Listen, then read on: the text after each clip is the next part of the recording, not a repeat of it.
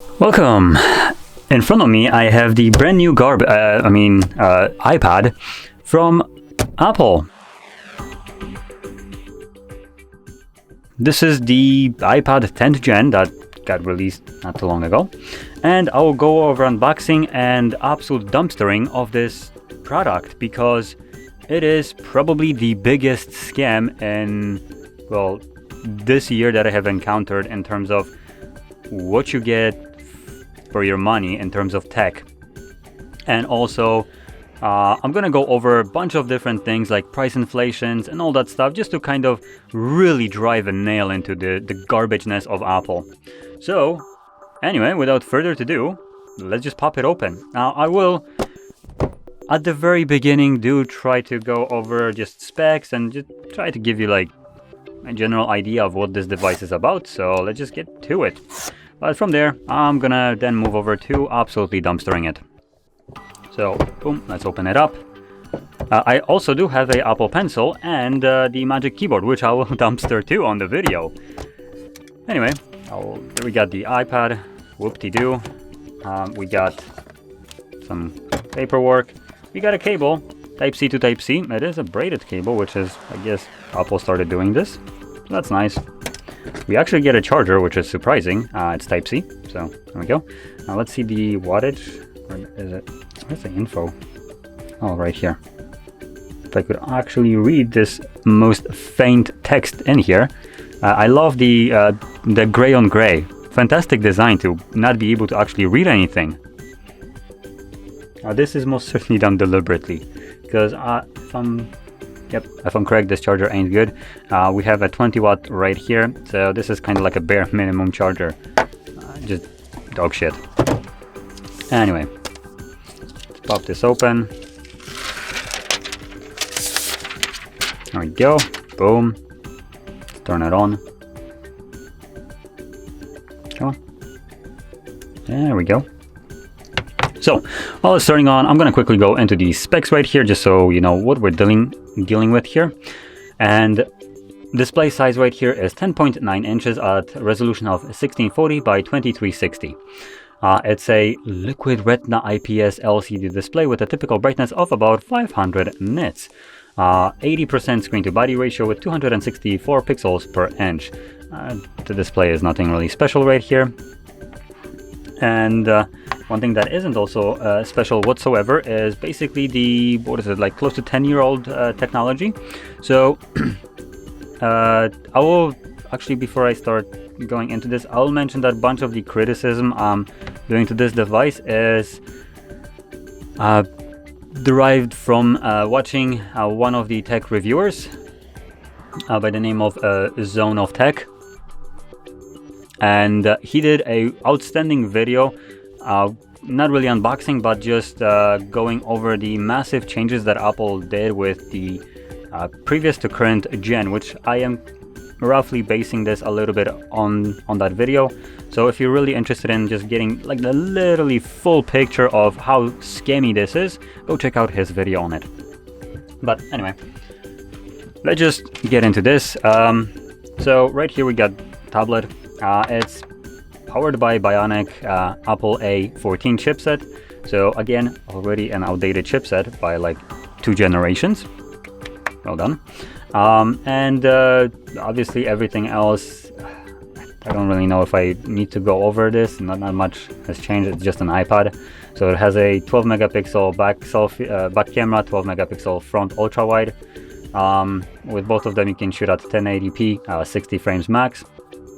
The price here is now being sold for $449 US, and that's probably where the first insult starts, which is the massive price hike.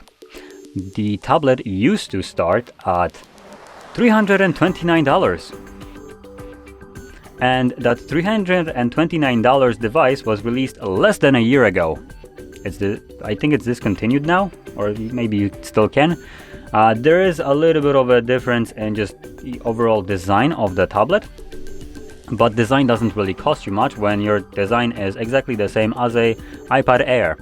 You just basically made another one with different name. I'm not sure what I'm supposed to say here, but anyway.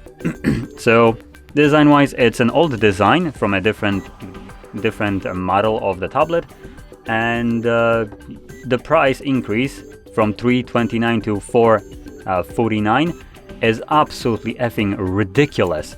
Now, if we just consider, oh, I don't know, price inflation, right? Everybody has this amazing excuse of price inflation. Well, if we consider a price increase of a device that was released at September of 2021 and started at $329, it should now cost $355. It costs nearly $100 more. That is not price inflation. That is an effing ripoff. That's what it is.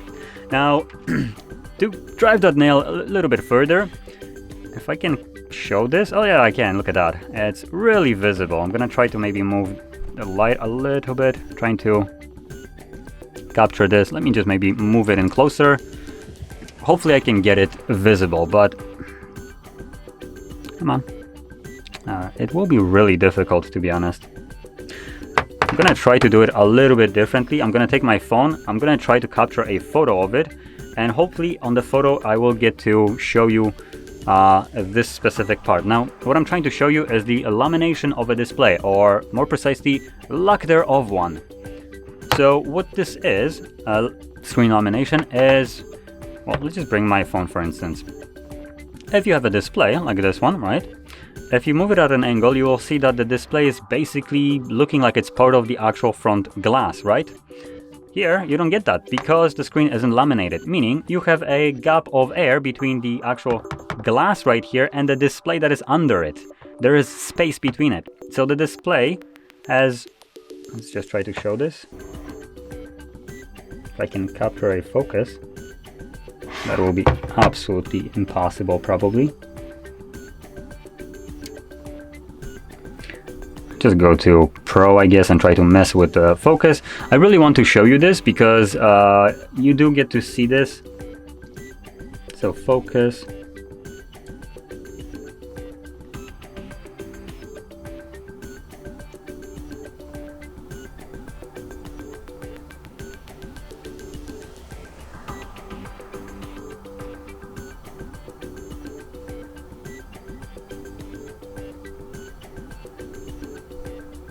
There we go.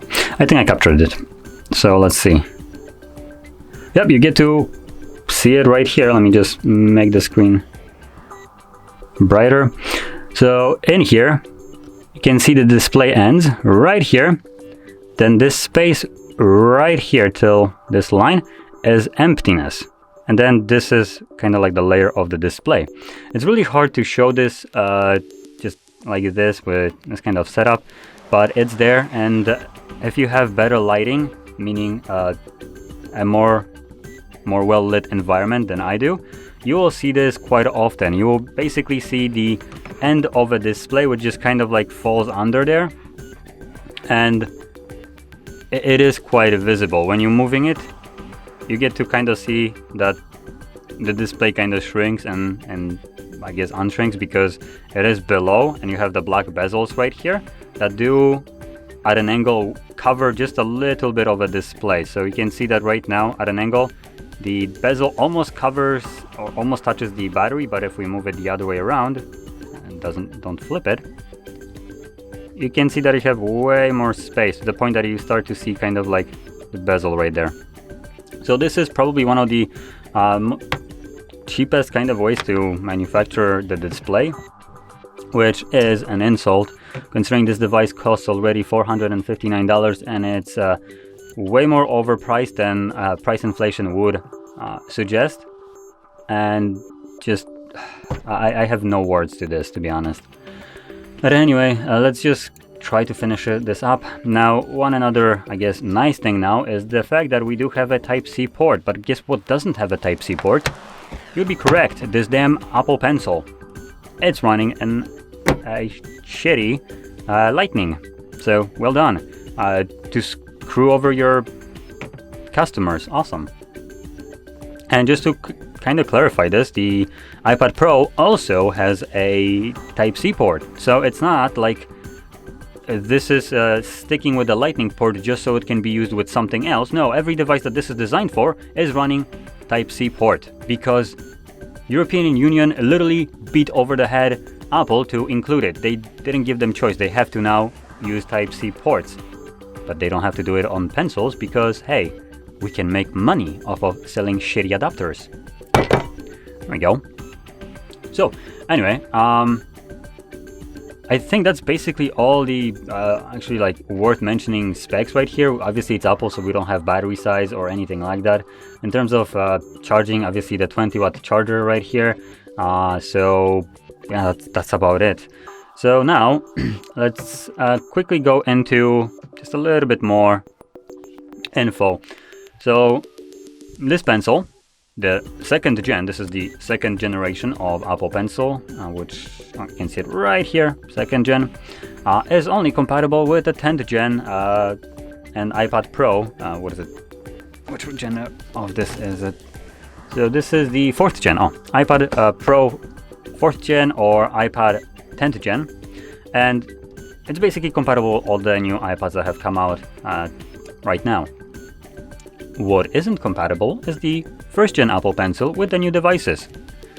This one, on top of that, is more expensive. So instead of coming out in pounds, because US I guess keeps the same price, instead of costing 89 pounds, now it costs 105. So we do have again a hefty nice increase in price that is above inflation. And lastly, we have this atrocity. So this is the iPad Magic Keyboard. Now, I don't really know what's magical about it apart from maybe the price. So the 9th gen of the device, or of this keyboard, obviously used to come for the 9th gen. Kind of started this sentence a little bit off, but yeah. So iPad, the normal iPads and 9th gen also had their own Magic Keyboard. I don't know if like the name was different. It's probably also was called iPad Magic Keyboard. But what is different now is the fact that this one is designed specifically for the 10th gen. If you have a 9th gen Magic Keyboard, you can say goodbye to it because you cannot use it. And the most egregious price hike of all is done right here. So the 9th gen Magic Keyboard costed $159 US. The 10th gen, you better prepare for that, maybe take a seat. The 10th gen of this garbage costs $249. Are you effing kidding me? What? Now, if you're thinking, oh, okay, fine, I mean, it's nearly $100 more, I'm just gonna buy the 9th gen. No, you can't do that. No, because it just won't work. It literally will not work with the 9th gen keyboard with a 10th gen iPad. So you're literally forced into using this shit right here without any kind of option. This is done deliberately to milk you off of your hard-earned money because Apple thinks you're an absolute effing moron. I think now it's about time to kind of change perspective of Apple, I would say, because this entire lineup is just, I guess the closest thing I can compare to it's theft. So yeah. So there we go. That's basically the fantastic Apple products that we get this year. Now, to clarify this, just in a way, this kind of increase in price for a product that almost didn't change anything, for instance the tablet, would probably equate to really nicely to, let me just make sure, gonna calculate this just to be absolutely certain that I'm being correct about this. So